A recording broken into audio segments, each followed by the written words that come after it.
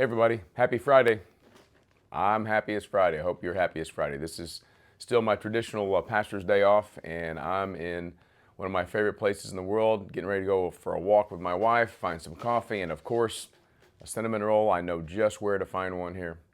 So God bless you guys. I'm praying for you. And I know some of you guys have, some of the prayer requests you're sending in are super heavy. And we're lifting you up before the Lord because He's the only place to go when we are in trouble, when we're worried, when we're anxious, when we're fearful, when we have things we can't overcome. There's only one person we can turn to, and that's God, through Jesus Christ. And so keep sending us your prayers. Text prayer to that number on your screen. We definitely want to pray for you. And also, let us know your availability and what's going on with all the upcoming events that we have. September 10th, Lord willing, we want to plant a church and start Song and Sword Church. And that means we're going to have a children's program. We want it to be really, really awesome. So if you know of somebody, you have children, grandchildren, there's people that are interested that you know that have children from 1-year-old to 3rd grade, then please email us at kids@songandsword and songandsword.com, kids@songandsword.com, and register your kids so we know how many to prepare for. I'm a little tired this morning, you can tell. Great night hanging out with friends, and then it's late. And what do I mean by late? I mean, it means that I went to bed at 10 o'clock. That's what it means by late. So a little slow this morning, but I want to share something with you from the book of Exodus chapter 29. And this is one of those things I want you to consider today. How glorious is God? How glorious is God? That's the question. In verse 29, you know that God allowed Moses to see him, so to speak.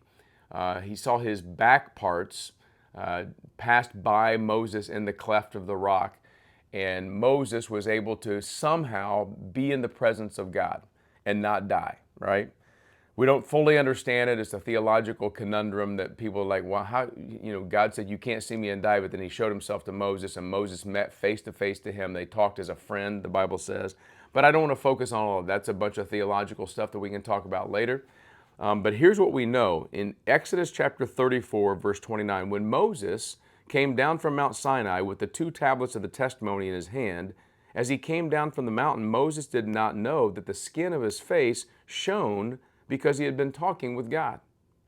Aaron and all the people of Israel saw Moses, and behold, the skin of his face shone, and they were afraid to come near him.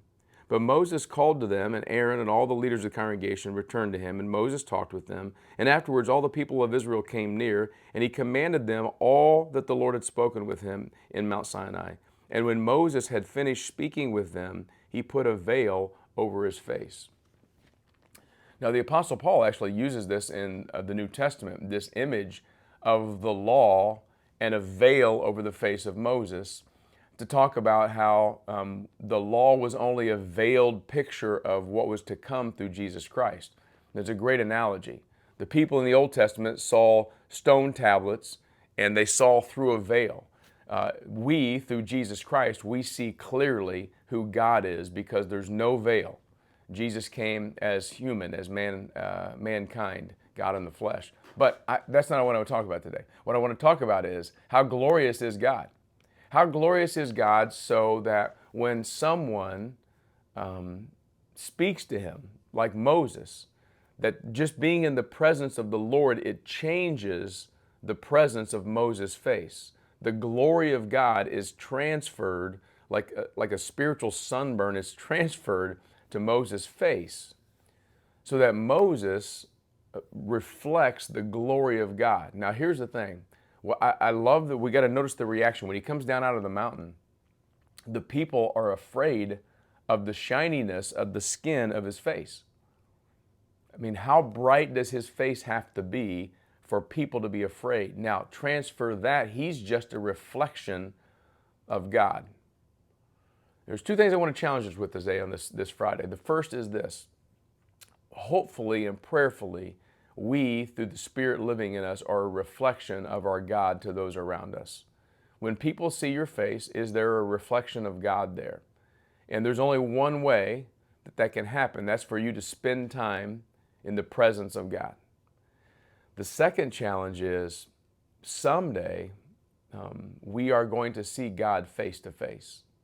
The Bible says we shall see him face to face, and he'll wipe away every tear from our eyes, and we will be in the most glorious place in the world. If the people looked at Moses and said, we're afraid, put a veil over your face, it's too shiny, your face is too shiny, what glory are we going to be in when we see God face to face? That day is coming.